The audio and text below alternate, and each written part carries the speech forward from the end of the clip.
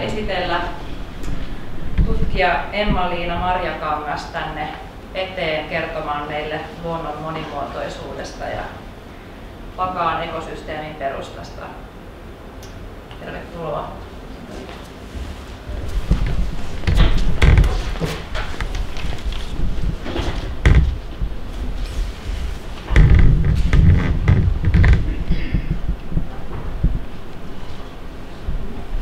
Tervetuloa myös mun puolesta. Eli mä oon Emma Marjakangas ja mä oon tällä hetkellä toimin tutkijatohtorina Luonnontieteellisellä keskusmuseolla.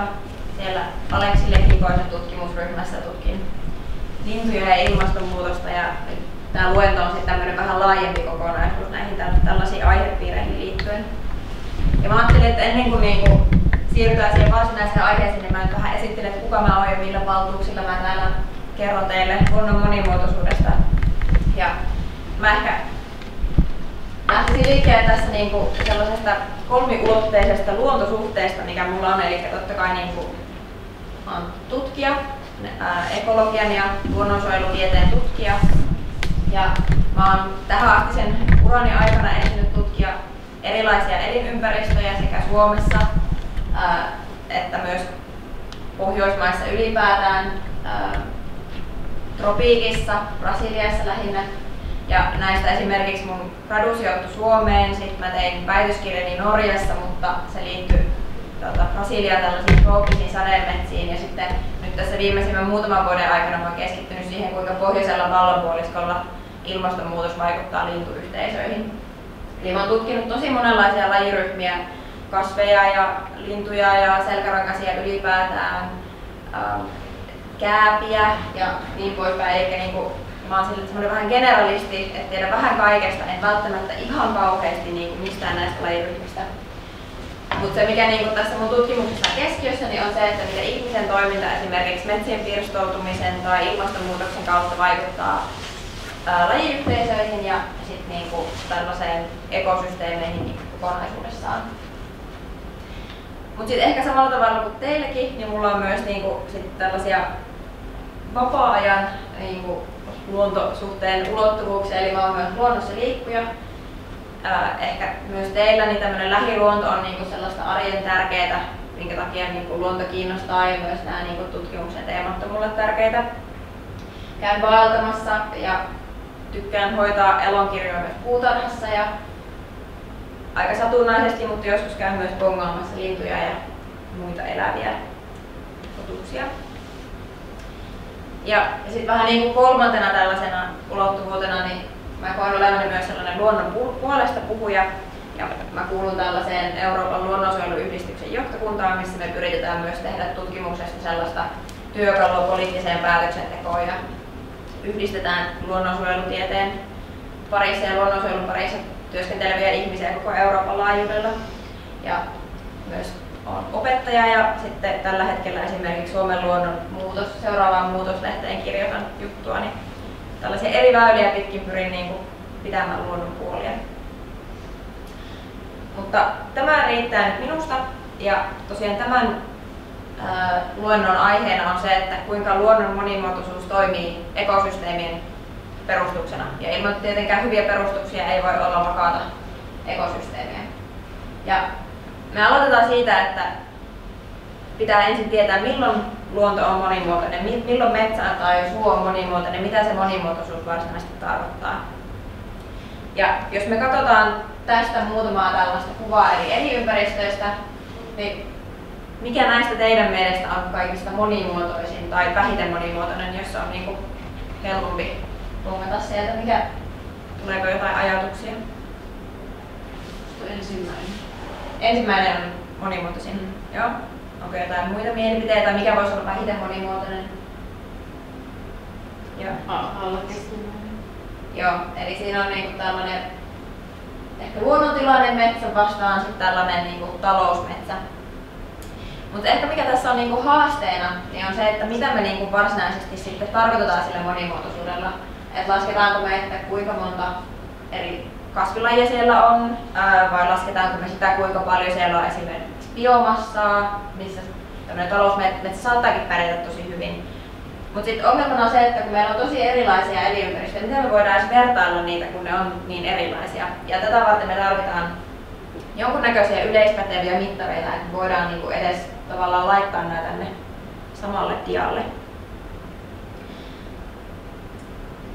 Ja käytännössä luonnon monimuotoisuutta voidaan niinku lähestyä näistä 3 eri näkökulmasta. Eli se, mikä meillä on ehkä tutuin, on tämä lajisto, mutta siis kun mietitään kaikista pienimmässä mittakaavassa, niin se on itse se geneettinen monimuotoisuus. Eli jos mietitään vaikka lintuja, meillä on talitiainen on niinku meidän tämmöinen kohdalla, niin se geneettinen monimuotoisuus, että kuinka erilaisia perimältään on eri talitiaispopulaatiot ja niinku, miten tämä tämmöinen perinnöllinen monimuotoisuus on jakautunut esimerkiksi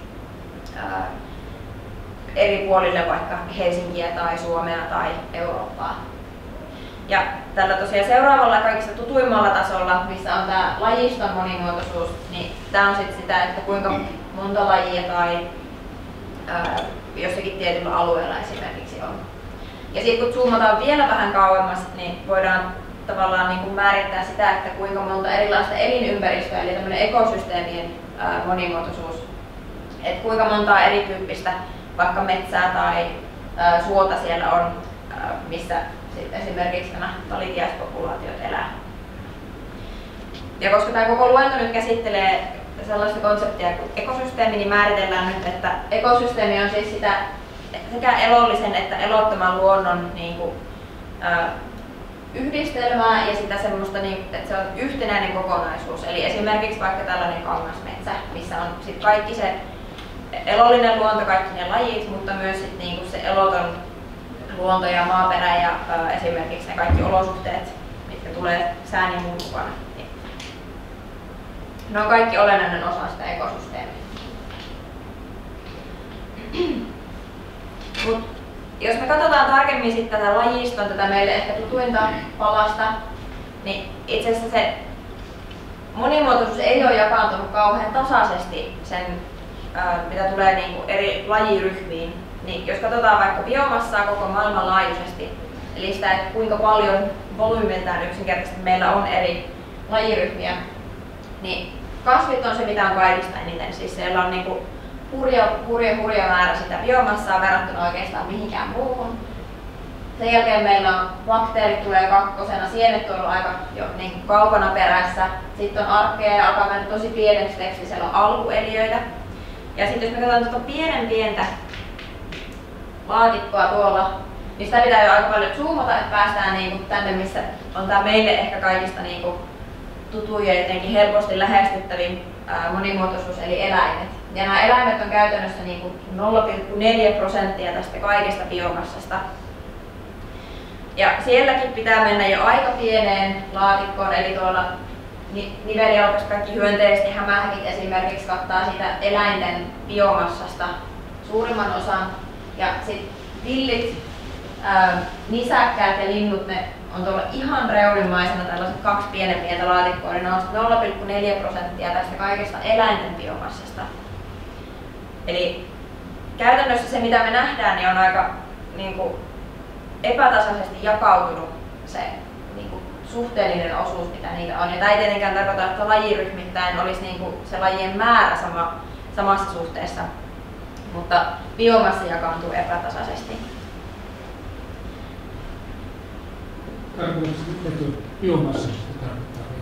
Joo, eli biomassa on siis käytännössä, kun laitetaan vähän niin kuin kaikki paino yhteen tai volyymi yhteen. Tämä on tietenkin vähän hankala myöskin niin kuin laskea silleen tarkkaan, koska me ei esimerkiksi tiedetä tarkkaa määrää, että kuinka monta murhaista meillä tällä niin kuin planeetalla on. Tämä on tämmöinen niin kuin tutkimuksen perusteella tehty arvio siitä, että kuinka paljon kaikkea on. Ja niin, että se on arvio, että on tämmöinen niinku suuntaa antava, mutta joka tapauksessa niinku tärkeää on esimerkiksi niinku huomata se, että mikä on tuotantoeläinten ja vaikka villien nisäkkäiden suhteellinen ero siellä. Mutta tämä tosiaan kuvaa sitä biomassaa, eli sitä niinku painoa tai volyymiä, että se riippuu vähän, että miten niinku se eri näille lajeille lasketaan. Mutta sitten vaikka tämä nyt oli ne 3 palasta ja siinä oli tämä biomassa esitelty, se on yksi tapa niin kuin lähestyä sitä, että kuinka paljon meillä on monimuotoisuutta. Mutta sitä monimuotoisuutta voidaan mitata näille eri palasille tosi eri tavoin. Eli esimerkiksi tätä geneettistä monimuotoisuutta, tämä on ehkä sellainen vähän niin kuin haastava ymmärtää silleen kauheasti niin kuin yksityiskohtiin menemättä, mutta tämä voi tarkoittaa esimerkiksi sitä, että kun meillä on joku tämmöinen lintuyhteisö, vaikka yhdellä saarella meillä on 10 lajia lintuja, me voidaan katsoa sitä, että rakennetaan näille lintulajeille semmoinen sukupuu ja sitten lasketaan, että kuinka pitkät ne sukupuun haarat on, ne oksat, ja lasketaan sen perusteella tämmöinen lintuyhteisön geneettinen evolutiivinen monimuotoisuus. Ja sitten jos tämä tehdään niin kuin kaikille saarille, mitä siinä lähiympäristössä on, niin sitten voidaan vertailla vaikka sitä geneettistä monimuotoisuutta. Tämä voi olla myös esimerkiksi monimuotoisuutta lajin sisällä, niin että voidaan katsoa kuinka monimuotoinen joku geenialue on. Mutta tähän me ei hirveästi tänään keskitytä, tämä on sellainen aika niin kuin, haastava aihe, kun katsotaan tällaista niin kuin ison mittakaavan kaikkia lajeja esimerkiksi. Mutta tätäkin voidaan mitata, se ei ole mahdotonta. Eli tuossa on esimerkki siitä, että miltä sellainen niin kuin lajien sukupuu voisi näyttää. Vähän niin kuin ihmisillekin voidaan tehdä tällaisia sukupuita, niin sinne voidaan niin kuin sijoittaa lajeja tuonne samalla tavalla.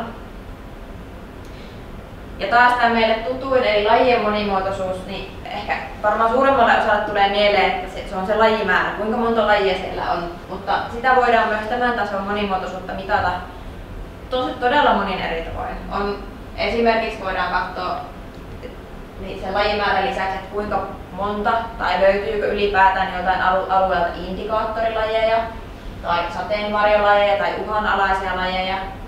Ja sitten on paljon tällaisia, tämä on ihan kokonainen oma tieteen alansa, missä niinku on kehitelty tällaisia erilaisia summaavia mittareita, joissa pystytään laskemaan sitä, että ei pelkästään kuinka monta eri lajia siellä on, vaan minkälaisissa suhteissa niitä lajeja on siellä toisiinsa.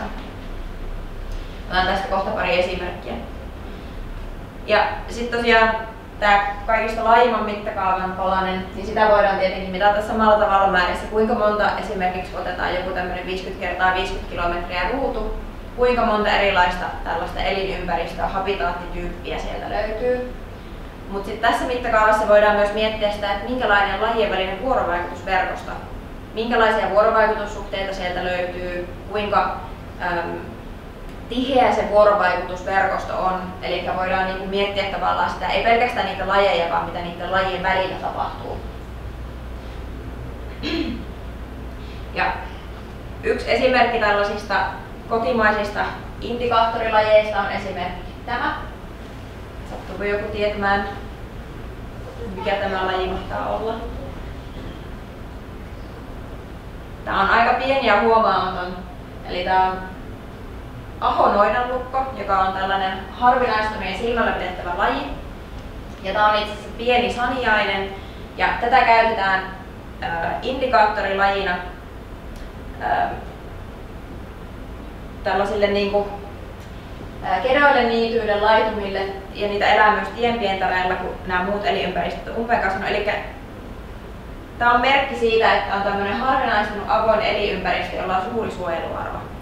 Ja indikaattorilajien pointti on se, että on aika haastavaa laskea sieltä joltakin tietyltä alueelta, että kuinka monta kasvilajia meillä on tai kuinka monta yksilöä kaikkia niitä kasvilajeja on, että saadaan laskettua joku tämmöinen summaava mittari siitä, kuinka monimuotoinen se esimerkiksi joku alue on. Mutta sitten jos me nähdään, että esimerkiksi siellä esiintyy tällaista ahonoidanlukkoa, me voidaan jo pelkästään sen ahonoidanlukon esiintymisen perusteella päätellä, että okei, tämä on itse todella arvokas tämmöinen avoin elinympäristö, jota kannattaa suojella, koska siellä yleensä tämän lajin kanssa esiintyy myös muita tällaisia suojelua tarvitsevia tai uhanalaisia tai muulla tavalla monimuotoisuudelle tärkeitä lajeja. Ja toinen tällainen esimerkki tällaisesta tavallaan indikaattorilajista, mutta näitä kutsutaan myös sateenvarjolajeiksi, on liito-orava. Ja sateenvarjolajilla tarkoitetaan siis sellaista lajia, jonka suojeleminen turvaa myös muiden lajien suojelua. Ja liito-orava, niin kuin ehkä varmaan moni tietää, niin on Suomessa vaarantunut. Se on Suomen vastuulaji suojelun kannalta ja myös EU-luontodirektiivilaji. Mutta samalla kun suojellaan liito-oravaa, niin siinä suojellaan myös monia muita sellaisia vähemmän söpöjä lajeja. Esimerkiksi monia uhanalaisia kääpiä, jotka esiintyy nimenomaan tällaisissa järeissä kuusissa, mitä liito-oravat suosii järeissä vanhoissa haavoissa. Ja vaikka ehkä monella saattaa esimerkiksi olla negatiivisia asenteita sitä kohtaa, että taas liito-orava pysäytti jonkun tienrakennuksen, mutta siinä samalla kun sitä liito-oravaa on suojeltu, niin siinä on itse säästetty esimerkiksi näitä tällaisia lajeja, mitkä sattuu elämään samanlaisissa elinympäristöissä kuin liito-orava. Ja ihan vaan sillä, että tiedetään, että siellä on liito-orava, niin voidaan jo saman tien tietää, että siellä on yleensä esimerkiksi arvokasta vanhaa puustoa, joka on elinympäristö myös monille muille lajeille. No, mietitään sitten vähän tarkemmin tämän luennon otsikon sitä toista osaa, eli sitä ekosysteemin vakautta ja monimuotoisuuden vaikutusta siihen. Eli minkä takia, tai miksi on väliä sillä, että kuinka monimuotoinen tai mitä monimuotoisuuden tasoja siitä ekosysteemistä löytyy. Ja mä tykkään tästä esimerkistä tai tästä tämmöistä analogiasta, että on pöytä, jossa ekosysteemin toimintakyky on tämä niin kuin pöydän kansi. Ja sitten meillä on lajit ja niiden keskinäiset vuorovaikutussuhteet näiden pöydän jalkojen lajit. Jokainen laji on tämmöinen pylpyrä. Ja sitten nuo jalat, niiden viivat niiden välissä on sitten niitä lajien välisiä vuorovaikutussuhteita. Ja totta kai osa näistä pöydän jaloista on tosi tärkeitä, eli otat ja poistat sen, niin sitten sillä se pöytä kaatuu ja tämä ekosysteemin toimintakyky yksinkertaisesti niin kuin tippaa lattialle ja häviää. Osa noista pöydän jaloista voi poistaa ilman, että sillä on oikeastaan mitään vaikutusta sen ekosysteemin toimintakyvyn, sen pöydän kannen vakauteen. Ja se, mikä mun mielestä on tosi kiinnostavaa, on tutkia sitä, että mikä määrittää sitä, mitkä tuolla noista pöydänjaloista on niitä tärkeimpiä jalkoja ja mitä sieltä voi poistaa ja mitä tapahtuu, kun jotakin poistetaan, voiko siinä laittaa jotain toista pöydänjalkaa tilalle. Ja tämä on käytännössä se, mihin mun tutkimus niin kun sit myös keskittyy.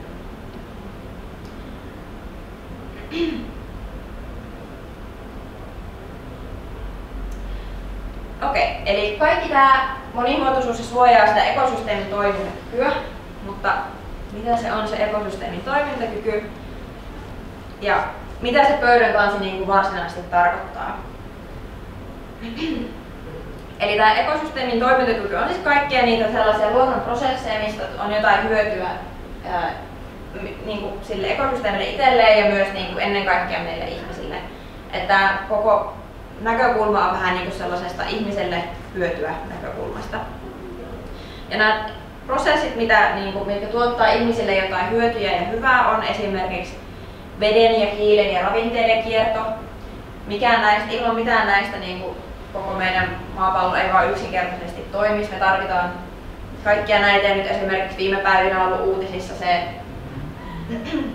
nämä Etelä-Euroopan tulvat ja toisaalta kuivuudet, kuinka paljon vaikuttaa veden kierto siihen, minkälaiset elinolosuhteet ihan ihmisillekin meillä täällä maapallolla on. Hiilivarastot on myös paljon pinnalla ihan tässä niin kuin meidän kotimaisissa uutisissa sen takia, että yritetään pohtia, että minkälaiset hiilivarastot on, missä ne on ja kuinka paljon niistä voidaan esimerkiksi metsien suhteen hakata tai peltoja raivata ennen kuin sillä on sellaisia negatiivisia vaikutuksia myös meille ihmisille ja ilmastonmuutoksen kannalta. Näitä tällaisia prosesseja on myös kasvien pölytys ja siementen levitys. Käytännössä suuri osa meidän hedelmä- ja vihannesosaston tästä valikoimasta on sellaista, mikä on niin kuin täysin riippuvaista siitä, millä tavalla kasvit pääsee olemaan pölyttäjien, tai miten pölyttäjät pölyttää niitä kasveja ja sitä kautta sieltä tulee niitä hedelmiä. Siementen levitys on esimerkiksi monien puitten leviämisen kannalta ihan äärettömän tärkeää, mikä sitten vaikuttaa siihen metsän uusiutumiseen, sitä kautta hiilivarastoihin, sitä kautta kaikkien näihin ravintoiden ja veden ja hiilen kiertoon. Eli nämä on kaikki vähän niin kuin linkittyneitä toisiinsa.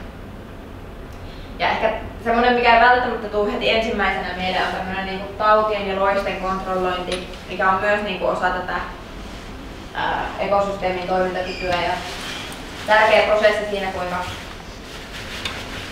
esimerkiksi ihmiselle vaaralliset taudit täytyy kurissa. Ja otetaan esimerkiksi muutama lintu, että tai lintulaji, tämmöinen niinku ryhmä, että minkälaisia niinku käytännössä nämä hyödyt voi olla, mitä eri lajiryhmät tuottaa. Ja miten tällaista Etelä-Suomessa tosi yleistä, niinku, harva se päivä kuulee sen, kun joku mustarastas myllää semmoista jotakin lehtikariketta siellä metsän niinku pohjalla. Ja esimerkiksi tämmöinen on tärkeä osa sitä tavallaan ensimmäistä askelta, kun tällaiset niinku metsien karike ja semmoinen lähtee maatumaan ja ravinteet sitä kautta kiertämään. Et siellä on niinku tällaisia lajeja, mitkä myllää ja sitten taas niinku tekee siitä karikkeista pienempää aina seuraavalle hajottajaportaalle. Esimerkiksi tällaiseen niinku mustarastailla on varmasti aika isokin merkitys. Tropiikista, nämä oli osa esimerkiksi mun väitöskirjatutkimusta. Erilaiset linnut levittää erikokoisia puiden siemeniä ja nämä siis tapahtuu silleen, että riippuen siitä linnun nokan koosta ne pystyy syömään erikokoisia hedelmiä ja sitä kautta kun ne syö hedelmät ja lentää kauemmas, ne pystyy levittämään niitä puiden siemeniä pidemmälle ja se edistää taas sit esimerkiksi sen puun leviämistä ja metsän uusiutumista. Ja esimerkiksi tukanien nokat on aika isoja, eli ne pystyy syömään tosi isoja hedelmiä. Ja silti vaikka ne nokat onkin niin isoja, ne pystyy kuitenkin lentämään suhteellisen pitkiä matkoja ja sitä kautta levittämään ne siemenet kauas. Linnut toimii myös pölyttäjinä eri puolilla maailmaa. Ja kolibreissa on esimerkiksi tosi hienoa tällainen evolutiivinen monimuotoisuus, missä eri kolibrilajit, niillä on eri tavalla käyrä nokka, niin että ne on erikoistunut juomaan mettä tietynlaisista kasvilajeista, tietyistä kukista, ja sitä kautta toimii pölyttäjinä nimenomaan joillekin tietyille kasvilajeille ja varmistaa sen, että nämä kasvilajit saa ristipölytyksen, eli ei joudu pölyttämään omalla siitepölyllään itseään, vaan ne siitepöly leviää nimenomaan toisista yksilöistä näiden lintujen avulla. Ja tämä parantaa yleensä siemensatoa, eli on esimerkiksi todella tärkeä, kun mittää joidenkin kasvilajien siementuottoa. Sitten ei välttämättä niin maailmanlaajuisesti arvostettu ryhmä lintuja, mutta korpikotkilla on todella tärkeä rooli esimerkiksi raatojen hävityksessä.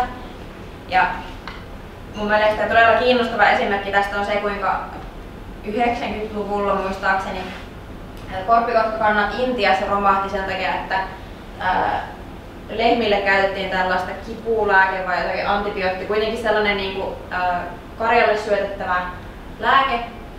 Ja sitten nämä käytännössä korppikotkat oli ne, jotka siivosi ne raadot sieltä sit niinku tienvarsilta pois ja niin kertyi paljon tätä myrkkyä ja ne kannat siis käytännössä hävisi niinku, pitkäksi aikaa.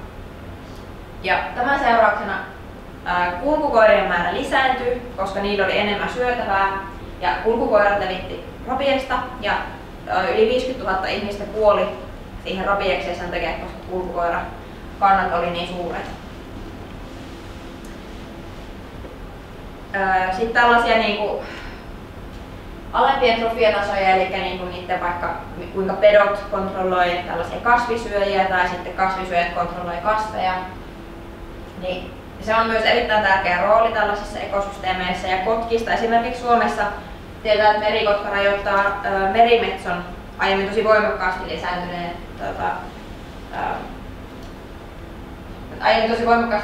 merimetsojen sekä esiintymistä että lisääntymistä.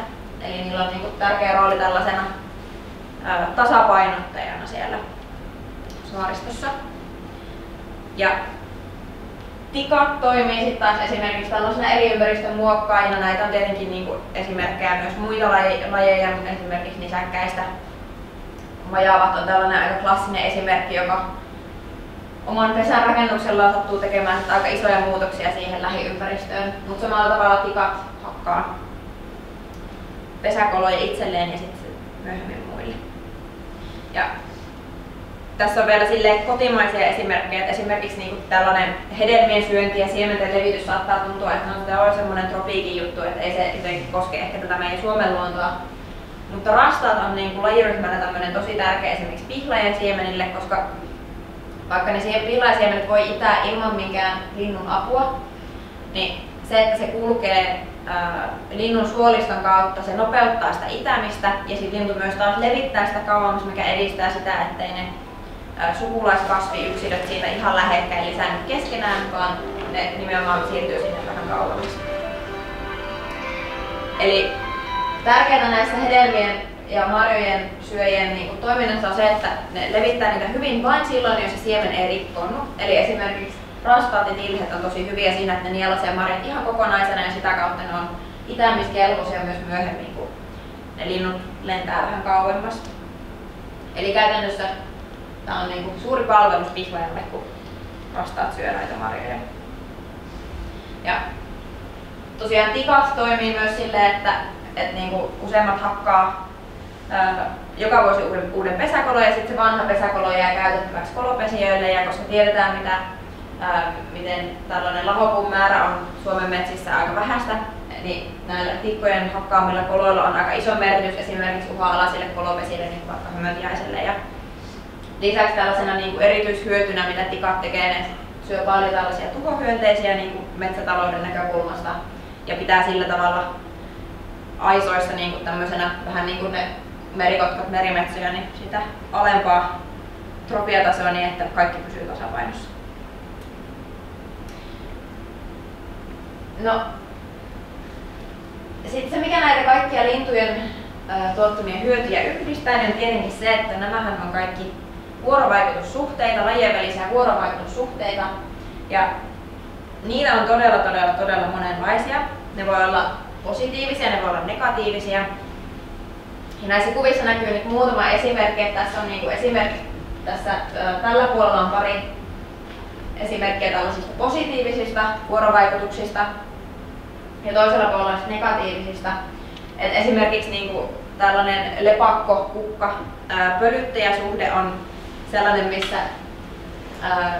monet näistä kasvilajista erikoistunut silleen, että ne niinku houkuttelee sillä veden tuoksulla nimenomaan lepakoita, jotka on tosi taitavia, ja niillä tarttuu myös paljon sitä siitä, kun ne on tosi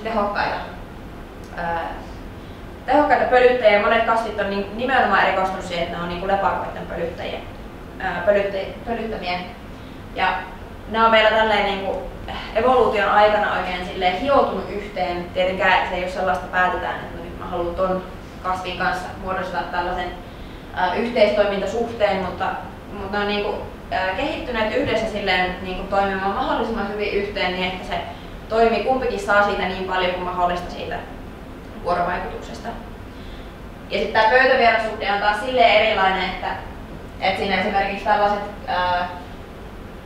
kalat, jotka tuossa niinku parveilee ton ison ympärillä, niin on siis niinku sellaisia, jotka voi syödä kuollutta ihoa, mikä on niinku hyöty niille, niin saa siitä niinku jotain ravintoa, mutta sit sillä ei välttämättä ole kauheasti mitään merkitystä. Itse se on aika neutraali niinku toisen osapuolella se kuivan ihon poistuminen, ja sillä ei ole mitään väliä. Eli on vain tämmöinen niinku 0+ suhde.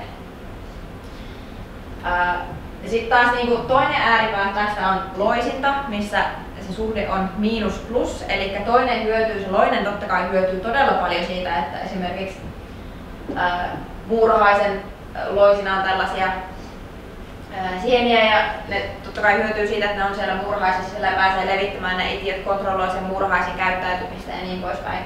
Mutta muurahaisellahan tästä ei niinku mitään muuta kuin haittaa. Ja siellä se evolutiivinen tämmönen niinku, kehityskulku on yleensä semmoista kilpavarustelua, yritetään niinku, muurahaiset yrittää jollakin tavalla estää sen, että niitä ei pystytä loisimaan, ja loinen taas pyrkii olemaan tehokkaampi siinä loisinnassa. Ja vielä viimeisenä esimerkkinä tämmöinen, niinku, mitä ehkä moni voi omilla lintulaudoilla tai ruokintapaikoilla havainnoida, että siellä on lajien välistä kilpailua, missä yleensä siitä on kummallekin vaan jonkinlaista haittaa, koska siinä joutuu joko aktiivisesti tai passiivisesti niinku kokemaan sen, saa vähemmän ruokaa tai joutuu vaikka vähän aggressiivisesti pöllyttämään toista siitä parhailta apajilta pois. Ja kaikki ne, mitä siinä oli ne aiemminkin, ne hyödyt, mitä linnut tuottaa, niin ne menee näihin kategorioihin. Ja siinä on tietenkin vielä tässä puuttuu esimerkiksi saalisteja-suhde ja tämmöinen sanahirviö, mitä se suomeksi on edes, epäsuora haittasuhde, jossa se on vähän niin kuin tässä pöytäverasuhteessa, meillä on nolla ja miinus, eli esimerkiksi voi olla, että lehmät vaikka laitumella ne talloo kasveja, siitä lehmälle mitään väliä, että tallooko ne vai ei, mutta kasvillehan siitä on suurta haittaa. Et kaikki tällaiset lajien väliset vuorovaikutukset ne voidaan käytännössä laittaa näihin eri lokeroihin ja alkaa ymmärtää tätä monimuotoisuutta myös sitä kautta. Tässä välissä meidän nyt täytyy valitettavasti puhua tällaisesta ehkä vähän niin kuin kuivakasta ekosysteemin tasapaino, mitä se on ja mitä väliä sillä on ja kuinka sitä mitataan. Et voidaan ymmärtää sit niinku seuraava askelta, missä näitä kaikkia asioita tarvitaan yhdessä.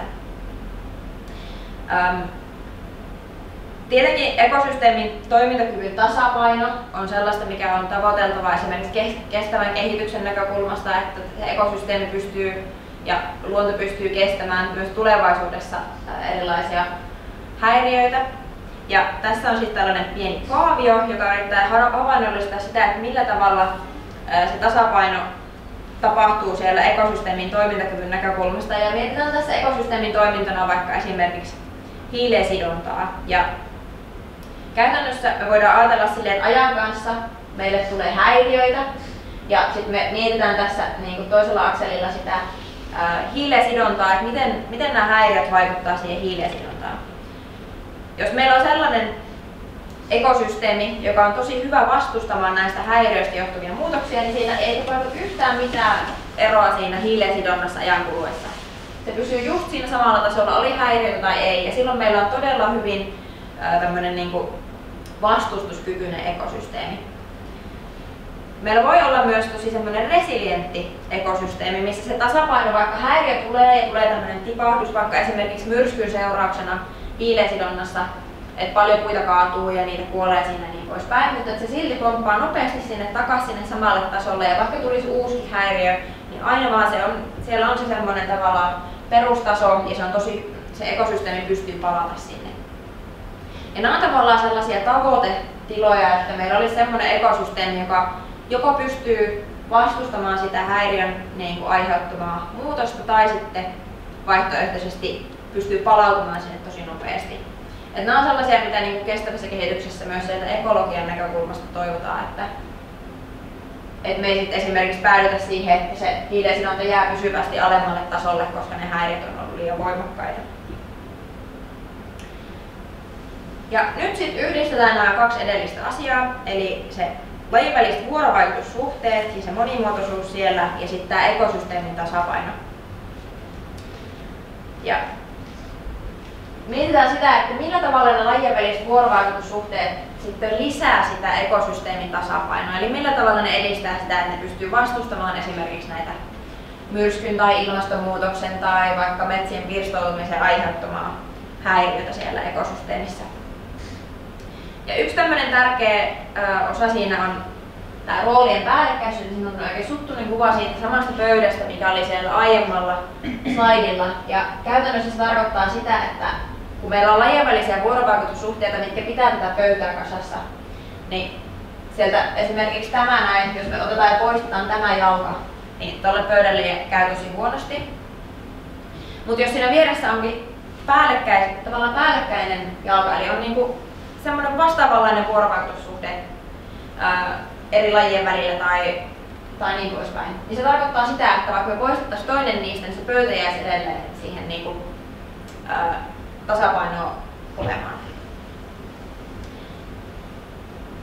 Ja sitten nämä tällaiset vuorovaikutussuhteet, niin ne voi tavallaan olla päällekkäisiä, ne voi olla päällekkäisiä sekä tälleen niin kuin paikassa että ajassa. Ja nyt tulee esimerkki siitä, millä tavalla ne voi olla päällekkäisiä ajassa. Esimerkiksi on tehty tutkimusta Grönlannissa siitä, kuinka pölyttävät hyönteiset ja tätä pölytystä vaativat kukkakasvit, että mihin aikaan sitä kesää, siis Grönlannissahan on erittäin lyhyt kasvukausi, että mitä jos on esimerkiksi tämmöinen skenaario, että meillä on on kasvilaji, jota pölyttää 3 eri hyönteislajia, on vaikka joku perhonen, kärpänen ja kovakuoreinen. Jos nämä kaikki esiintyy 1 viikon aikana ja ne pölyttää sen kasvin sen 1 viikon aikana, niin mitä sitten jos siinä yhtenä viikkona on tosi kylmää, menee miinusasteelle ja kaikki nämä kärpäset ja perhoset ja kovakuoraiset käytännössä kuolee, ne ei pystykään pölyttämään sitä kasvia, niin pölytys jää kokonaan tapahtumatta. Ja tässä tutkimuksessa he katsovat, että milloin nämä pölyttävät hyönteiset esiintyy ja milloin ne kukkivat kasvit esiintyy ja milloin niiden väliset vuorovaikutussuhteet esiintyy. Ja oli tosi kiinnostavaa huomata, että itse asiassa käytännössä kaikilla näillä kasvilajeilla oli tällaista ajallista päällekkäisyyttä siinä, että ne oli vähän pistänyt munat eri koriin, eli käytännössä oli niin, että oli vaikka ne 3 eri hyönteistä, mitkä pölyttää, niin ne esiintyikin eri vaiheissa kasvukautta. Et vaikka olisi ollut siinä alkuvaiheessa se joku tämmöinen oikein kylmä kausi, mikä olisi sitten vaikuttanut vaikka niiden perhosten esiintymiseen, niin silti edelleen jää tavallaan ne 2 koria, missä on ne kovakuoreiset ja kärpäset. Eli pölyttyminen ei jää tapahtumatta. Eli ne on päällekkäisiä jalkoja, mutta vähän eri aikaan. Eli niin kuin se pöytä voi näyttää eriltä eri vaiheissa sitä kasvukautta. No sitten vielä 3. esimerkkinä oli tämä tämmöinen niin kuin toisten lajien trofiatasojen kontrollointi. Eli se, että millä tavalla se lajien välinen vuorovaikutussuhde voi vaikuttaa siihen tasapainoon, on esimerkiksi niin kuin tällainen todella kuuluisa esimerkki, ehkä olette saattanut kuullakin, kun Yellowstonein kansallispuistoon Yhdysvalloissa palautettiin monen vuosikymmenen jälkeen sudet, niin sillä oli massiivisia vaikutuksia siihen, että miltä se koko ympäristö näyttää, mitä lajeja siellä esiintyy. Eli ennen kuin ne sudet palautettiin, ne oli ollut monta vuosikymmentä pois metsästyksen seurauksena, ja siellä oli paljon tällaisia peuroja, ja nämä peurat oli, niin niitä oli todella iso populaatio, ja ne söi käytännössä kaikki. Ne oli sinne joen varressa, ne söi kaikki puun taimet, siellä oli todella vähän esimerkiksi isoja haapoja, koska nämä peurat oli ehtinyt syödä kaikki haavan taimet. Ja siellä oli paljon kojootteja, koska ei ollut ketään uhkaamassa näitä kojootteja, ja siitä oli myös esimerkiksi ihmisen ja kojootin välillä oli paljon tällaisia konflikteja. Sitten kun nämä sudet palautettiin sinne, tästä on nyt joitakin vuosikymmeniä, ehkä parikymmentä vuotta aikaa, niin sen jälkeen tapahtui tosi isoja muutoksia. Peurojen määrä käytännössä puolittu, ja nekin jäljellä olevat peurat, joita sinne jäi, niin ne vältti niitä joen rantoja, koska ne oli aika sellaisia vaarallisia paikkoja. Sieltä oli susien helppoinen vongata ja metsästää, joten ne joen rannat alkoi itse asiassa täyttää kasvillisuudesta. Ja tällä oli jopa vaikutus siihen, että missä kohtaa joki alkaa virrata, kun eri paikoissa kasvaa eri kasveja. Haavat pääsi uusiutumaan, eli peurat ei enää syönyt niitä kaikkia haavan taimia, niin siellä alkaa olla jo eri-ikäistä tällaista haavataimikkoa, mikä vaikuttaa siihen koko metsän rakenteeseen. Sitten sudet metsästää tietenkin niinku tällaisena laumana, ja sit siitä jää myös jotakin tällaista niinku raatoja sit muille lajeille syötäväksi, ja sit tämän seurauksena esimerkiksi alueelle alkoi tulla korppeja ja karhuja. Ja sitten nämä sudet toimi myös niinku pääasiassa pelote-efektillä, mutta myös muutenkin niinku kilpailijana niille kojoteille, niin että kojottien määrä myös väheni, ja tämän seurauksena ne konfliktit ihmisten ja kojottien välillä väheni. Eli tästä on tälle oikein raflaavasti sanottu, että kun sudet tuotiin takaisin Yellowstoneen, niin sen seurauksena joen virtaaminenkin muuttui. Eli tästä niin koko joen rakenteesta tuli todella erilainen.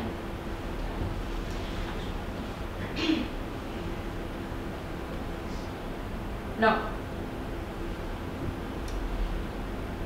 kun ollaan nyt pohdittu sitä monimuotoisuutta siinä alkuun, että mitä se on, siitä ollaan mietitty näitä lajien välisiä vuorovaikutussuhteita ja sitä ekosysteemin tasapainoa, niin tässä äsken jo oli niin kuin joitain esimerkkejä siitä, että millä tavalla ne lajien väliset vuorovaikutussuhteet sit niin kuin toimii tavallaan sen tasapainon hyväksi. Niin nyt on ehkä hyvä ottaa muutama esimerkki siitä, että millainen monimuotoisuus on sit niin kuin erityisen sellaista hyödyllistä ja vaikuttavaa sille ekosysteemille. Ja tavallaan niin kuin, jos tuodaan tähän meidän kotimaiseen niin kuin kontekstiin tämä huippupeto ja niin kuin mitä tapahtui Yellowstoneissa, niin meillä esimerkiksi pienissä lammissa huippupedot ei ole, niin kuin, tavallaan sen ei tarvitse olla tällainen joku iso nisäkäs peto, vaan se voi olla esimerkiksi hauki, joka ihan vaan sillä olemassaolollaan, kun siellä on muutama iso hauki, pitää esimerkiksi kalanpoikaset niin kuin muiden kalojen käytökseen vaikuttaa se, että siellä on iso peto, ne viettää aikaa eri paikoissa, sitten lampea ja vaikuttaa sillä tavalla siihen, niin kuin muuten siihen kokonaisuuteen. Ja totta kai kontrolloi myös sitä, että siellä ei joku tietty toinen laji pääse yleistymään tosi yleiseksi. Ja vähän samalla tavalla kuin oli se, että munat ei ole samassa korissa siellä Grönlannissa näillä kasveilla, kun niillä on useat eri pölyttäjät, niin se mikä on erittäin hyödyllistä ekosysteemeille on se, että se monimuotoisuus on tasaisesti jakautunutta.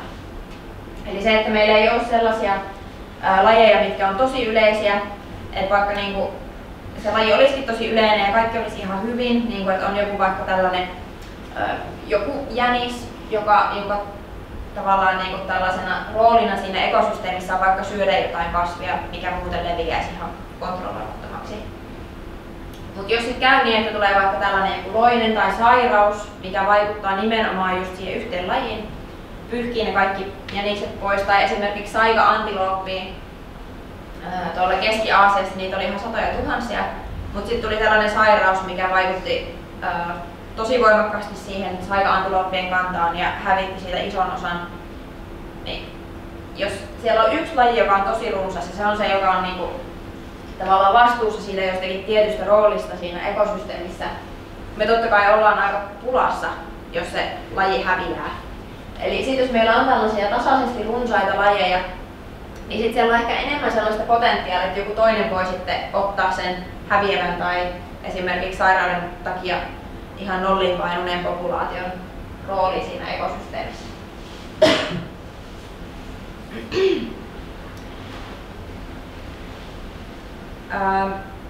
No sitten tällaisena,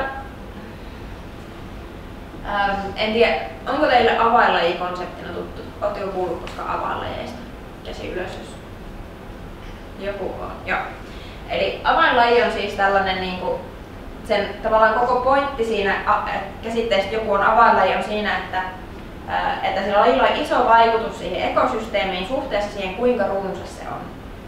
Ja englanniksi tämä avainlaji on semmoinen kuin keystone species, se tulee nimenomaan tästä niin kuin polvikaaren tuosta keystoneista, mikä on tuo punainen tuolla, eli vaikka se on niin kuin tavallaan vaikuttaa, että se on vain yksi pieni kivenpala, niin siellä mikä vaikutus sillä voi olla, mutta jos sä sen poistat, niin se koko polvikaari murtuu. Ja se on niin kuin avainlajin semmoinen niin kuin määritelmä, että se on niin kuin todella tärkeä sille ekosysteemille, vaikka niitä yksilöitä ei välttämättä olisi kauhean paljon.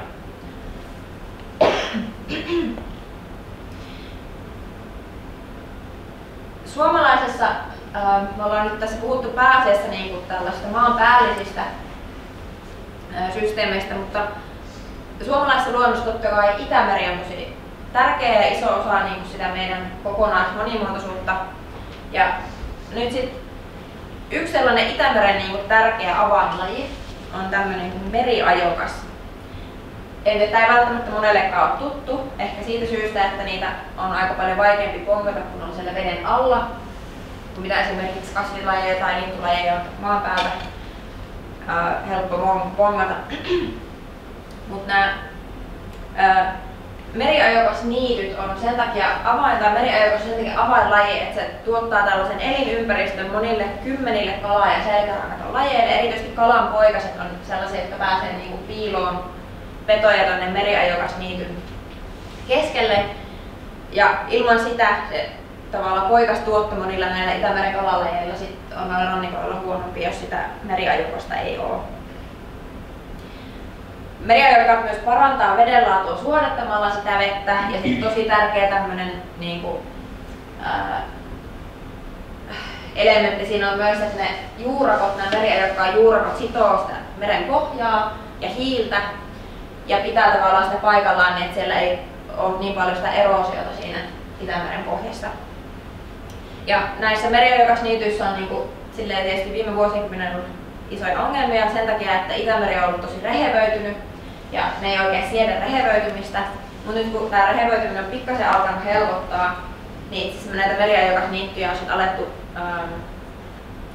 uudistaa ja ennallistaa. Esimerkiksi Raaseporin edustalla on muistaakseni aloitettu sellaisia uudelleen istutuksia, missä näitä on istutettu sinne rannikolle ja sillä niitä nyt sit tarkkaillaan ja seurataan ja toivotaan, että ne niin kuin lähtisi siitä hyvin liikkeelle ja siellä olisi myös niin kuin näille kalojen poikasille sit sellaisia turvapaikkoja tulevaisuudessa.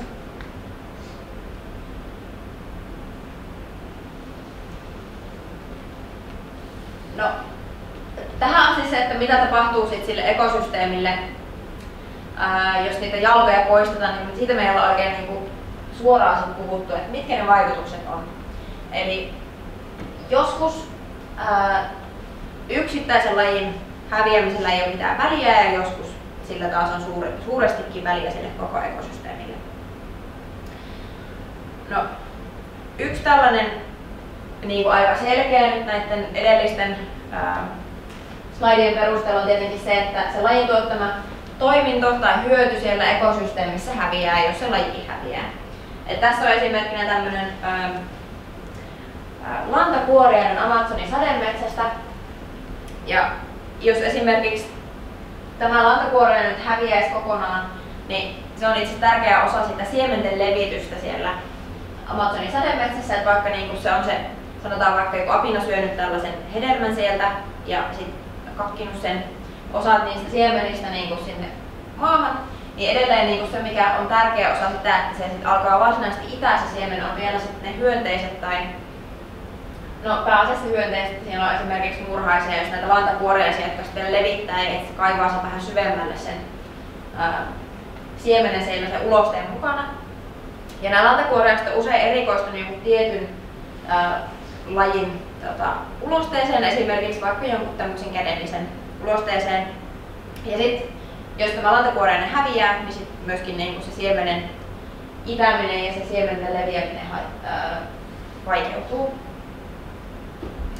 Kaikista niin kuin tällaisina synkimpänä kuin tavallaan skenaariona on tietenkin mahdollista, että kun yksi laji häviää, niin sit sen seurauksena siitä riippuvainen toinenkin laji häviää. Ja nämä on tällaisia niin kuin yhtäaikaisia tai kanssasukupuutteja, miksi näitä sanotaan.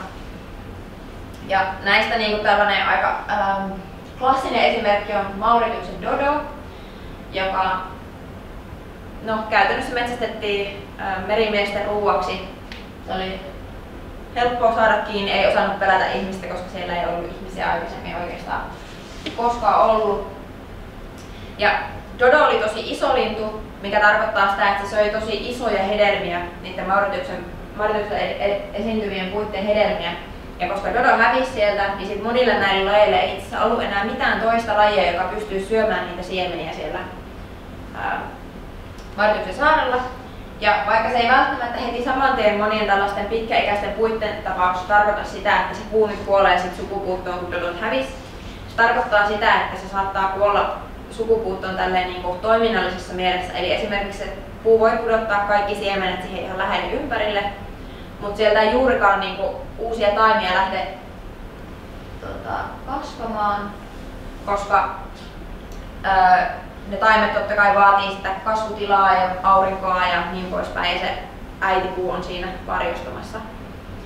Tällaisia kanssasukupuuttoja on tosi vähän, ainakaan niin kuin todistetusti voitu havainnoida, mutta nämä on semmoinen skenaario, mitä tosi moni pelkää, että sit kun meiltä alkaa hävitä enemmän ja enemmän ennen kaikkea tällaisia isoja lajeja, jotka on tärkeässä roolissa siellä esimerkiksi avainlajeina siellä ekosysteemissä, että sitten meillä lähtee tällainen vesiputous-efekti liikkeelle, missä me menetetään sit myös monta muuta toista lajia.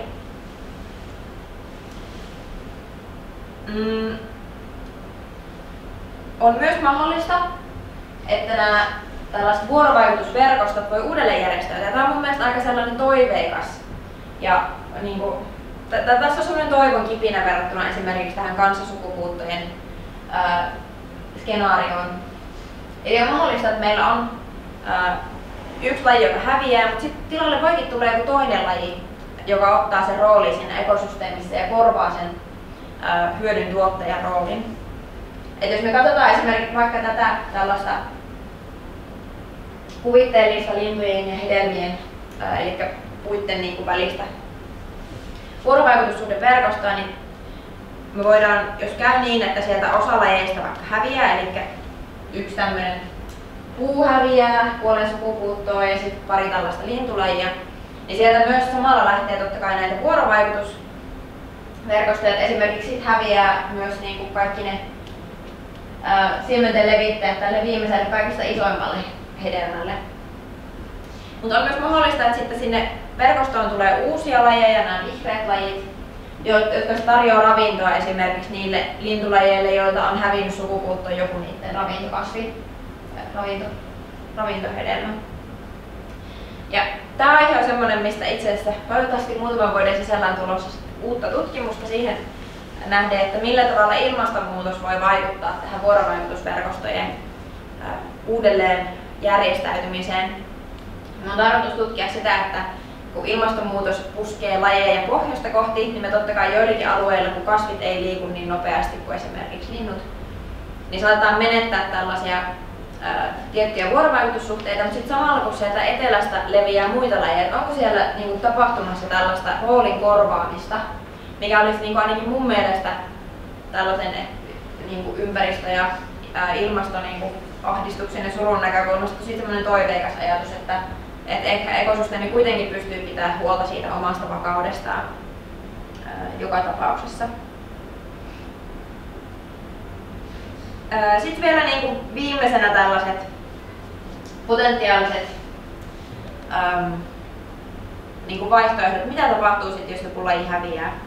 Niin voi olla, että sillä ei itse asiassa ole väliä, että mikä laji sieltä häviää, vaan sillä on väliä, että kuinka monta lajia sieltä häviää. Että sillä ei ole, että jos joku laji häviää 10 tai 11, niin sillä on iso merkitys. Eli on tällaisia keikahduspisteitä, eli sä voit poistaa sieltä pöydän jalkoja vaikka kuinka monta, ja mitä ei tapahdu, se pöytä pysyy edelleen, että pystyt edelleen niin kuin, ihan hyvin käyttää sitä. Mutta sitten kun sä poistat sen viimeisen sieltä, niin sen jälkeen se pöytä keikahtaa. Ja nämä on tällaisia, mistä niinku näistä keikahduspisteistä puhutaan paljon tälleen maailmanlaajuisesti, että ne on yleensä myös sellaisia, mistä sit ei ole enää paluuta. Eli niinku tämän ekosysteemin vakauden kannalta me ollaan vielä ihan ok tilanteessa silloin, että vaikka joku laji niinku häviääkin, mutta kunhan me ei päätetä siihen pisteeseen, että se pöytä keikahtaa lopullisesti.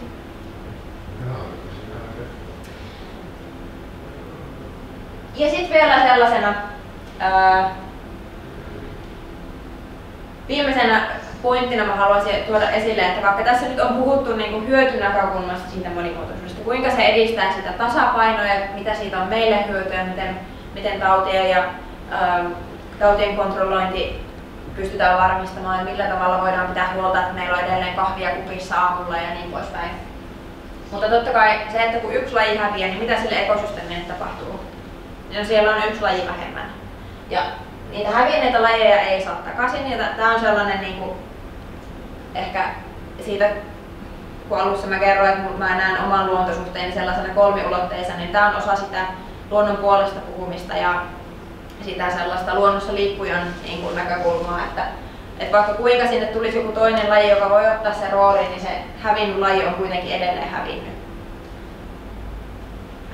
Että tavallaan sitä me ei voida millään korvata, vaikka se toiminta korvattaisiin. Eli tämän luennon toisen osan aiheena on nyt sitten, laitetaan tämä yleinen viitekehys siitä monimuotoisuuden vaikutuksesta siihen ekosysteemin tasapainoon ja vakauteen, sitten tällaiseen niin kuin esimerkkiin.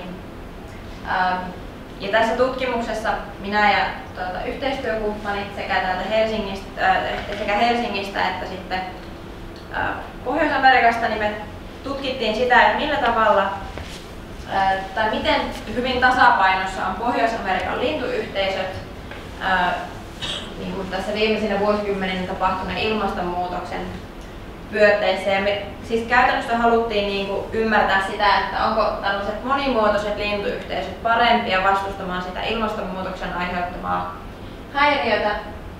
Ja jos kyllä, niin onko siinä mitään vaihtelua. Ja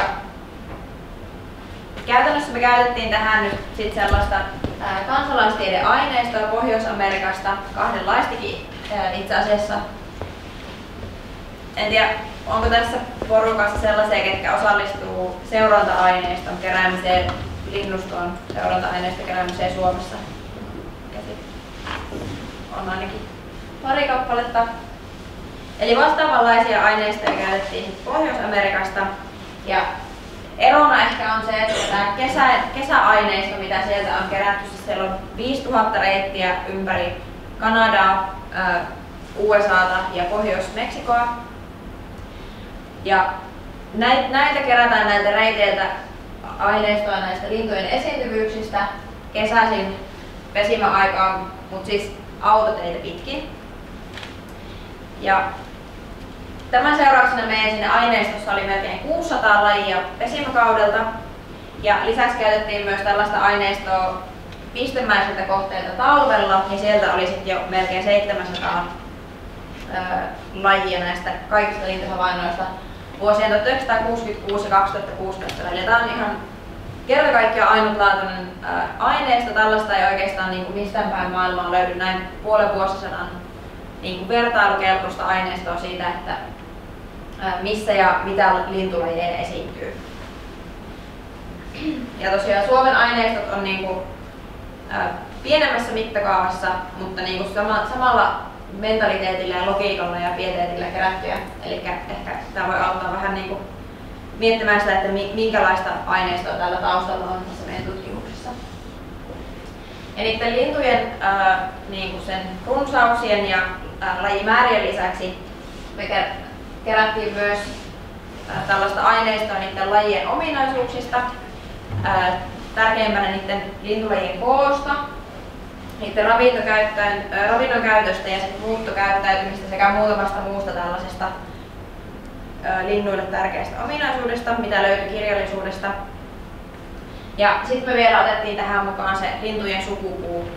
Eli jos muistatte sieltä luonnon alusta, sen semmoinen vähän niin kuin ihmisillekin voidaan nähdä tällainen sukupuu, niin tämmöinen niin kuin fylogeneettinen, eli perimän niin kuin huomioon ottava sukupuu. Ja tätä kaikkea me sitten käytettiin näihin seuraaviin askeliin, missä me haluttiin ymmärtää sitä monimuotoisuuden vaikutusta siihen, että miten hyvin lintuyhteisöt pystyy sietämään ilmastonmuutosta. Ja että voidaan ymmärtää, miten sitä käytännössä niin tehtiin, niin me käytettiin tällaista mittaria siihen ilmastonmuutokseen vastaamiseen kuin lämpötilaekolokero. Ja lämpötilaekolokero käytännössä niin kuin kuvastaa sitä, että minkälaista lämpötilaa se laji suosii ja sietää sen levinneisyysalueella erikseen pesimäaikaan ja sitten erikseen tälle niin kuin talviaikaiselle levinneisyysalueelle. Ja se mitä niin kuin ekolokero käytännössä tarkoittaa, niin ekolokero on niin kuin ne sellaiset olosuhteet, missä se laji voi hyvin ja pystyy esiintymään. Ja tässä meillä on 2 tällaista lintulajiesimerkkiä. Meillä on niin kuin, tämä ylempi ja se oranssi pallero siinä kuvastaa sitä, että minkälaisissa lämpötila ja sitten taas sateisuusolosuhteissa sitä lintulajia pystyy esiintymään. Ja sitten meillä on toinen lintulaji ja sitten sillä on vähän erilaiset niin kuin ne tällaiset lämpötila- ja sateisuusolosuhteet, missä se voi esiintyä. Ja sitten niillä on tämmöinen pieni päällekkäisyysalue, että siellä niin kuin niitä kumpaakin lajia pystyy niiden tällaisen niin kuin ilmastoekolokeron perusteella löytämään. Ja tässä niin kuin, tämä lämpötilaekolokero on sit nimenomaan niin kuin tonne ylöspäin olevalla akselilla, eli nuo keltaiset viivat kuvastaa sitä, että minkälaisissa lämpötiloissa tämä 2 lajia pystyy esiintymään. Ja jos me nyt katsotaan tälleen parille lajille tarkalleen sitä esimerkkiä, niin tässä on tällaiset sukulaislajit kuin Amerikan sirkkuli ja kenttäsirkkuli. Ja näiden lajeille niiden lämpötilaekolokero voidaan laskea sillä tavalla, että me katsotaan tällä punaisella, eli pesimäajan levinneisyysalueella ja sitten täällä sinisellä, eli talviaikaisella esiintymisalueella, että mikä se keskimääräinen lämpötila on tuolla alueella. Ja sen perusteella pystytään laskemaan tälle Amerikan sirkkulille esimerkiksi, että sen pesimäaikainen tällainen lämpötilaekolokero on vähän vajaan asteen, kun taas sitten tuolle kenttäsirkkulille, koska se on niin kuin myös aika eteläisesti levinnyt laji, niin sillä se on jo niin kuin yli 10 astetta. Ja samalla tavalla näille sinisille alueille voidaan katsoa se keskimääräinen lämpötila. Ja se on vähän niin kuin se meidän arvio siitä, että no tällaisia se laji nyt sietää. Ehkä se saattaa olla, että se sietää paremmin niitä kylmiä tai paremmin lämpimiä, mutta ainakin se esiintyy koko tuolla alueella. Ja tämä oli nyt se niinku, tavallaan pohja ja perusta sille, että mitä me tehtiin sitten seuraavaksi. Ja älkää huoliko, tässä tulee nyt pari sellaista slaidia, missä vähän niinku kerrotaan vaan lisää ja lisää tästä lämpötilaekologerasta, mutta tällä on kyllä niinku semmoinen päämäärä sitten lopulta. Eli sitten me voidaan laskea näisten, kun tiedetään siitä autolla ajetuilta reiteiltä esimerkiksi näiden niinku lajien yksilömäärät sieltä pesimäajalta. Me tiedetään, että on ollut yksi tämmöinen piste, missä se laskija on pysähtynyt ja se on saanut tällaiset lukemat kuin 4, 2, 1, 4 ja 1, näitä 5 eri lintulajia sieltä. Ja sitten me yhdistetään nämä yksilömäärät ja niitä on niinku yhteensä 12 ja sitten niiden nämä tämmöiset lämpötilaekologerot. Se on toi kone, joka se teki sitten alkuviikossa. Okei, selvä. Hellittelee. No, suurin piirtein koko ajan näkyy, niin se on hyvä. Eli sitten me yhdistetään nämä yksilömäärät, me tiedetään kuinka iso osuus niistä kaikista linnuista siinä yhdellä pisteellä siellä yhdessä, niin kuin voidaan sanoa tämmöisessä lajiyhteisössä, kuinka moni niistä on esimerkiksi vaikka niitä Amerikan sirkkuleita. Ja sitten me voidaan laskea, että mikä niiden tavallaan suhteellinen osuus siitä koko lajiyhteisön keskimääräisestä lajin yksilömäärästä on, ja sitten voidaan laskea tämmöisenä niin painotettuna keskiarvona, että mikä on se lajiyhteisön keskimääräinen lämpötilaekologero.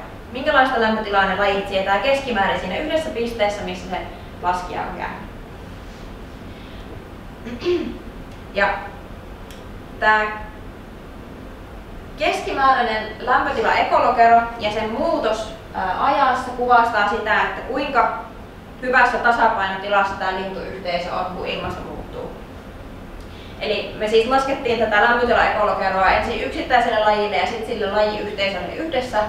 Ja sitten me vielä laitetaan ja katsotaan, kuinka se muuttuu ajan kanssa. Ja me haluttiin ymmärtää, kuinka tämä yhteisön monimuotoisuus vaikuttaa siihen tasapainotilan toteutumiseen ja onko siinä eroja sen pesimä- ja talvilintuyhteisön tasapainossa. Ja käytännössä siis se tasapaino siis tarkoittaa sitä, että meillä on se keskimääräinen lämpötilaekologero ja sitten aika, eli jos ehkä muistatte luennoa siitä alkuosasta, niin siellä oli tällainen samanlainen, me mietittiin sitä hiilensidontaa. Voidaan katsoa, että mitä sille tapahtuu sille lämpötilaekologerolle sen 50 vuoden ajassa. Jos tämä on ihan littana, se on tasainen, sille ei tapahdu mitään, niin sitten me voidaan käytännössä sanoa, että se lintuyhteisö on tasapainossa. Eli sillä ilmastonmuutoksen aiheuttamalla häiriöllä ei ole ollut vaikutusta siihen lämpötilaekologeroon, vaan se on niinku tällaiselta ilmastokoostumukseltaan se lintuyhteisö on tosi samanlainen, ihan sama milloin sitä katsoo. Jos taas käy näin, että siellä on tällainen niinku esimerkiksi nouseva tai sit voi olla myös laskeva trendi, eli niin, että se käyrä ei ole tasapainossa, niin silloin myöskään se lintuyhteisö ei ole tasapainossa. Siellä se keskimääräinen lämpötilaekologero muuttuu, eli se lintuyhteisö ei ole tasapainossa. Ja meidän tavoitteena oli katsoa, että millä tavalla se yhteisön monimuotoisuus vaikuttaa tähän, että onko se käyrä tai tämä viiva tasapainossa vai ei. Ja sitten haluttiin myös tarkastella sitä, että tapahtuuko nämä tällaiset monimuotoisuuden vaikutukset tähän tasapainoon eri tavalla silloin, kun katsotaan sitä pesimäaikaista aineistoa ja sitten sitä talviaikaista aineistoa.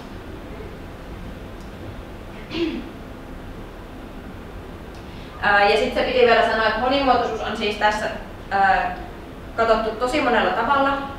Eli kun sieltä alussa meillä luennon alussa oli niitä eri palasia, niin me ollaan katsottu geneettistä monimuotoisuutta sillä tavalla, että me ollaan mitattu niiden sukupuun, haara ja niiden oksien yhteismitta esimerkiksi niille 5 lajin sille lintuyhteisölle, mikä meillä oli. Me ollaan laskettu lajimäärä, sitten me ollaan katsottu tällaisilla summaavilla mittareilla, että minkälainen tämmöinen niiden lajien ominaisuuksien runsaus siinä lintuyhteisössä ja niin poispäin. Eli meillä on tosi monta tällaista erilaista monimuotoisuusmittaria siellä. Ja se mitä me niinku löydettiin sieltä, niin käytännössä me löydettiin niin, että sellaisia tuloksia, että kesäaikaan ne lintuyhteisöt oli pääasiassa tasapainossa. Eli nämä laatikot kuvastaa vaan sitä, että kuinka paljon siellä oli, missä, niinku, miten tasapainossa, jokainen niinku on tavallaan piste tuolla laatikon sisällä.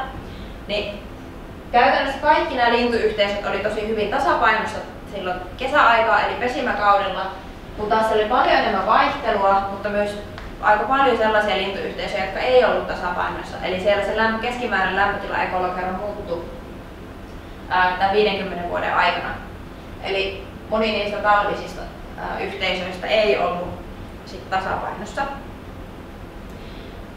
Ja tässä oli tosi isoja eroja maantieteellisesti, eli nuo värit tuolla kuvastaa mitä haaleampi väri, niin sitä paremmin tasapainossa, ja mitä kirkkaampi oranssi, niin sitä enemmän epätasapainossa. Ja käytännössä me katsotaan tätä karttaa tuolta, niin siellä on tällaisia vähän isompia alueisiin jaettuna tämä Pohjois-Amerikka. Jokainen pylpyrä kuvastaa sellaista vähän isompaa aluetta, ja siellä me sitten katsottiin, että kuinka hyvin ne oli tasapainossa. Niin suurin osa niistä lintuyhteisöistä oli tosi hyvin tasapainossa, oli aika niinku selkeästi silleen joka paikassa samanlainen tämä tasapainotila. Kun taas sitten talviaikaan meillä itse asiassa oli tällainen niinku jakauma, että siellä osassa niistä alueista niin ne oli todella epätasapainossa, kun taas jotkut oli aika tuollaisia vaaleita pylpyröitä ja siellä ei ollut tapahtunut kauheasti mitään muutoksia siinä keskimääräisessä lämpötila-ekolokerrossa. Saanko kysyä väliin? Saa kysyä totta kai. Tuli vaan mieleen, että toi näyttää olevan tämmöinen rannikko mantereen keskiosa-ero. Hyvä huomio, kyllä. Ja siinä on myös osittain tässä talviaikaa sellaista pohjois-etelä-eroa, eli niinku siellä nämä ilmasto-olosuhteet on muuttunut eri tahtiin. Ja se selittää nimenomaan tätä, että minkä takia rannikolla esimerkiksi tapahtuu keskimäärin niinku hitaammin, koska siellä on myös laimeammat olosuhteet ollut niinku alun perin. Kyllä, tämä oli mun mielestä tosi kiinnostavaa katsoa näitä karttoja, että vaikka niin, tämä ei ollut se meidän tavallaan pääjuttu tässä, mutta me haluttiin ymmärtää myös, että minkä takia täällä on näitä vaihteluita, ja sitten myös, että minkä takia näiden kesä- ja talviaikaisten aineisten välillä on tällaiset erot. Ja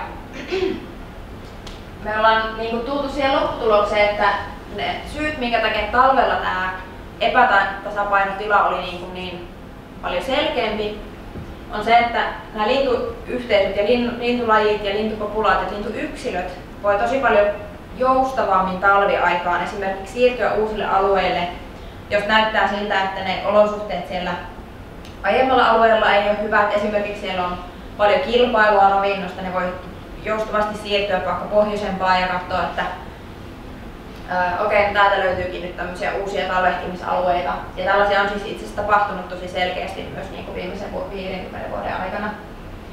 Kun taas sitten pesimäaikaan, tämä on tällaista aika niin kuin, minkä ehkä moni huomaa vaikka täällä koto-Suomessakin, että moni laji tulee uskollisesti samaan paikkaan aina pesimään, ja ne varsinkin muuttolinnut, niin niitä on aika vaikea ennakoida sitä, että millä tavalla se ilmasto siellä niiden pesimäalueella muuttuu. Niin silloin on turvallisempi mennä sinne, minne on mennyt aina ennenkin. Ja sen takia ne lintuyhteisöt on pysynyt tosi samanlaisena. Se koostumus siellä, niiden niin kuin, lajien määrä, mutta myös niiden keskinäiset runsaussuhteet on pysynyt tosi samanlaisena kesäaikaan, koska ne ei ole niin joustavia siinä, että kuinka hyvin sitä pesintää pystyy muuttamaan. Ja myöskään lämpötilat ei ole muuttunut, niin kuin tämä liittyy myös tähän rannikko-sisämaa-eroon. Niin lämpötilat on kasvanut erityisesti talviaikaan, samoin on käynyt myös Suomessa, eli meidän niin kuin kesälämpötilat on totta kai niin kuin ilmastonmuutoksen seurauksena nousseet myös, mutta talviaikaan on niin kuin erityisen iso ero. Ja sillä on ollut vaikutusta myös tällä, niin kuin, jos miettii vaikka Helsinkiä, että minkälainen on niin kuin talvehtiva lintulajisto Helsingissä, niin se on muuttunut viimeisten vuosikymmenten aikana aika radikaalisti. Siellä on monia sellaisia lajeja, mitkä ei koskaan ennen jäänyt koko talveksi sinne. Ja nyt niitä löytää niin kuin joko koko talven tai tosi aikaisin jo lopputalvesta tai alkukeväästä. Eli tässä kesä- ja talviaika on selvästi tosi iso ero. Mutta jos me olisi summattu nämä kaikki yhteen, niin mehän ei oltaisi tätä ollenkaan huomattu. Tai niin kuin suuri osa tutkimuksesta itse keskittyy tähän nimenomaan tähän pesimäaikaiseen me ei oltaisi koskaan niin tajuttu tätä epätasapainotilan eroa kesä- ja talviajan välillä. Ja sitten mitä tulee siihen monimuotoisuuden vaikutukseen siihen epätasapaino- tai tasapainotilaan, niin ehkä voitte arvatakin jo tuon edellisen perusteella, että jos kesällä ei kerran oikeastaan ollut mitään tällaista epätasapainotilaa, ne oli tasapainossa, hirveästi mitään ei muuttunut, ja silloin ei oikeastaan sillä monimuotoisuudellakaan ei ole kauheasti väliä, jos mikään ei ole muuttunut, että se on joka tapauksessa pysynyt ennallaan. Eli ne monimuotoisuuden vaikutukset siihen tasapainoon oli selviä nimenomaan vain talvella. Ja siellä me nähtiin, että nämä monimuotoisemmat oli se sitten mitattu millä mittarilla hyvän, oli se lajien määrä, oli se sitten se perinnöllinen monimuotoisuus, se sukupuun haarojen mitta, yhteenlaskettu mitta, tai sitten nämä tällaiset lajien ominaisuuksiin liittyvät monimuotoisuusmittarit, niin ne oli aina, mitä monimuotoisempi lintuyhteisö, niin sitä paremmassa tasapainossa se oli. Ja tosiaan tässä kuvaajassa nyt tässä vieressä on se, missä se tulos oli kaikista selkein. Ja sitä monimuotoisuutta mitattiin täällä sillä, että kuinka iso osuus siitä yhteisön lajien ravinnosta on keskimäärin selkärankaisia. Ja tämä saattaa kuulostaa vähän omituiselta mittarilta, että no mitä tämä se ei ole lajimäärä eikä se ole se perinnöllinen monimuotoisuus, mitä se tarkoittaa. Mutta me nähtiin, että sillä oli kaikista suurin vaikutus siihen, että oliko joku lintuyhteisö tasapainossa vai ei. Ja tämä käytännössä tarkoittaa tämä selkärankaisten osuus siitä ravinnosta siinä yhteisössä keskimäärin sitä, että kun meillä on paljon sellaisia lajeja vaikka jossakin yhteisössä, missä ne syö selkärankaisia, eli jotakin tällaisia korkealla siellä tavallaan ravintoketjussa olevia lajeja, niin sitten se tarkoittaa, että se ravintoketjun pituus on pitkä.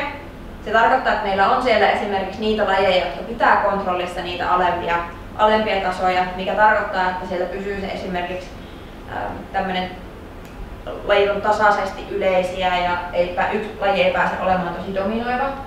Eli tämä mittaa nimenomaan sitä. Ja tässä oli todella selkeä tulos, että mitä monimuotoisempi, eli mitä monimuotoisempi se vuorovaikutusverkosto siellä on, niin sitä paremmassa tasapainossa se on pystynyt pysymään se lintuyhteisö tämän 50 vuoden aikana. Ja totta kai tämä kuulostaa vähän silleen, että no, mutta mitä jos siellä oli erilaiset muut tekijät taustalla. Ja se on totta kai mahdollista, että siellä taustalla vaikuttaa kaikenlaisia muitakin tekijöitä, mutta me huomioitiin tässä tähän kuvaajaan, niin siellä taustalla on paljon kaikkea tilastotiedettä ja erilaisia taustatekijöitä huomioitu niissä esimerkiksi sitä, että kuinka nopeasti se lämpötila nyt sit on muuttunut siellä alueella ja missä kohtaa tarkalleen Pohjois-Amerikkaa se piste sijaitsi ja niin poispäin. Eli kaikkien näiden tavallaan lisätekijöiden kontrolloimisen jälkeenkin me nähdään, miten selkeä tällainen trendi siellä on. Siellä on vaihtelua, mutta silti että mitä monimuotoisempi se lintuyhteisö oli, niin sitä paremmin se pysyy tasapainossa tästä ilmastonmuutoksesta huolimatta. No, nyt siirrytään käytännössä siihen luonnon ihan loppuosuuteen, eli pieni tämmöinen yhteenveto siitä, että mitä tämä kaikki nyt sitten tarkoitti ja miten ne liittyi toisiinsa. Ja mä sanoisin, että mun mielestä tässä oli 3 sellaista pääpointtia, mitkä mä toivoisin, että jäisi mieleen. Totta kai niitä esimerkit on aina kivoja ja niin poispäin, mutta ensinnäkin mä haluaisin jotenkin alleviivata, että me aina mietitään lajeja ja sitä, että nyt mä bongasin jonkun tollasen lajiin tai mun pihassa kasvaa tämmöinen kasvilaji tai niin poispäin. Mutta ne on nimenomaan se monimuotoisuus kokonaisuutena ja eri näkökulmista. Ja sitten ennen kaikkea ne lajien väliset vuorovaikutussuhteet, eli ei edes se sinitiainen ja talitiainen, vaan se, että mitä niiden välillä tapahtuu. Et ne on sitä, mikä pitää sen ekosysteemin tasapainossa ja se, mikä on tärkeää sille pitemmän tähtäimen tasapainolle luonnossa. Ja Sitten tää liittyy todella, tää toinen pointti niin kuin mun mielestä sellaisiin ajankohtaisiin uutisiin, esimerkiksi kun puhutaan paljon hiilivarastoista ja niin kuin monista muista näistä tärkeistä prosesseista, mitkä pitää niin kuin esimerkiksi koko ihmistoiminnan kasassa. Et niin kuin nämä kaikki, se koko ekosysteemin toimintakyky nojaa nimenomaan siihen monimuotoisuuteen. Ja sitten vielä kolmantena, niin kuin erityisesti nyt ilmastonmuutos on niin kuin erityinen uhka luonnon monimuotoisuudelle, koska se ei ole tämmöinen häiriö niin kuin vaikka myrsky, että se yhden hetken vaikuttaa ja kaataa puut ja sitten sen jälkeen niin kuin se saa tavallaan toipua rauhassa se metsä ja se hiilen sidonta siellä, vaan se vaikuttaa siihen monimuotoisuuteen tosi pitkäjänteisesti ja se vähän niin kuin puskee koko ajan, se ei anna hetkenkään rauhaa sille luonnon monimuotoisuudelle. Ja sen takia se ilmastonmuutos on niin kuin todella selkeä uhka ja myös niin kuin se nähdään, että se on vaikuttanut näiden lintuyhteisön vakauteen erityisesti silloin, kun se on ollut voimakasta.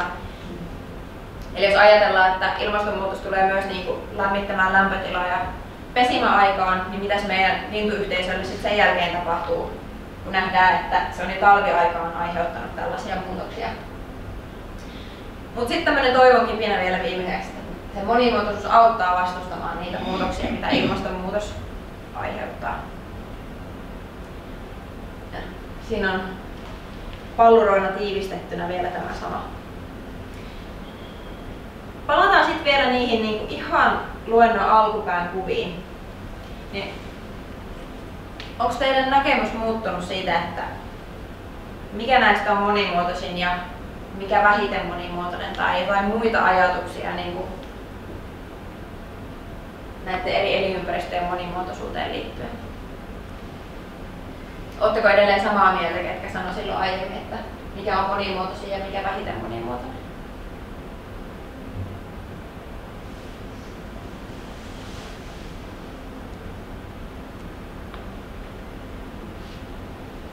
Vai hylätäänkö kaikki, ei ole väliä, että niin tämmöisellä, pitäisikö meidän itse asiassa oikeasti vaan kysyä, että onko nämä tasapainossa? Onko se, niin, mikä on eniten tasapainossa, mikä on vähiten tasapainossa?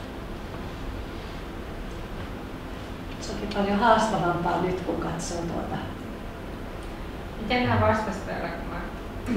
No täällä taidettiin vastata, että tämä yläkulma täällä oli se monimuotoisin ja sitten taas tämä keskimmäinen alla oli se kaikista vähiten monimuotoisin. Ne oli niin kuin ne alkuperäiset pohdinnat.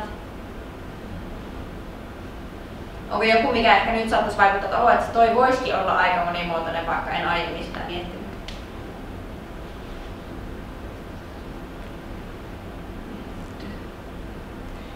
Niin, niitä on itse asiassa aika hyvä pointti, koska siellä on paljon niitä lajeja, mitä ei välttämättä niin tule mietittyä. Et esimerkiksi tällaisessa perinneympäristössä, mikä on täällä, että jos mietitään sitä monimuotoisuuden niitä kolmea palasta, niin se kauimmasta zoomattu, niin tässä on itse asiassa siellä näkyy tällaisia niin kuin, pieniä puustoisia, pensaikkoisia alueita, metsää siellä taustalla, sitten on niin kuin, ehkä laidunta ja tällaista niitettävää niittyä ja niin poispäin. Et ehkä niillä on niin kuin, vähän eri lajistot, olisiko se sitten niin sen niin kuin isoimman mittakaavan palasen mukaan sitten se kaikista monimuotoisin. Ja mulla ei siis ole tähän mitään oikeaa eikä väärää vastausta, koska näihin mun mielestä pitää käyttää vähän eri mittareita. Ja mä toisin edelleen uudelleen esille sen itseisarvon, eli vaikka niin kuin jossakin ei välttämättä ole niin paljon niitä lajeja. Et esimerkiksi jos katsotaan vaikka tällaista karua suota, niin siellä ei välttämättä ole kauhean montaa lajia, esimerkiksi jotain perhosia tai itse asiassa siellä kyllä oikeasti on. Mutta sieltä saattaa löytyä esimerkiksi sellaista, mikä ei meille monelle ole niin kuin kauhean näkyvää, on esimerkiksi paljon sammallajeja ja niin poispäin. Eli mulle ehkä ihan pelkästään intuitiolla mä sanoin, että toi on ehkä aika karu toi suo. Mutta sitten loppujen lopuksi kun katsotaan eri mittareita, niin se voisikin olla aika monimuotoinen. Se oli nyt oikeastaan sit siinä, että loppuosa eteni aika nopeasti. Niin mä haluaisin kiittää teitä ja ennen kaikkea niin Porkkalan luontoviikon järjestäjät, että sain tulla puhumaan tästä ainakin omaa sydäntä todella lähellä olevasta aiheesta ja siitä, miten monimuotoisuudella on väliä tosi monella tasolla. Ja musta olisi tosi kiva vastata kysymyksiin, jos teillä on jotain isoa tai pienempää, niin, tai voidaan myös keskustella yhdessä.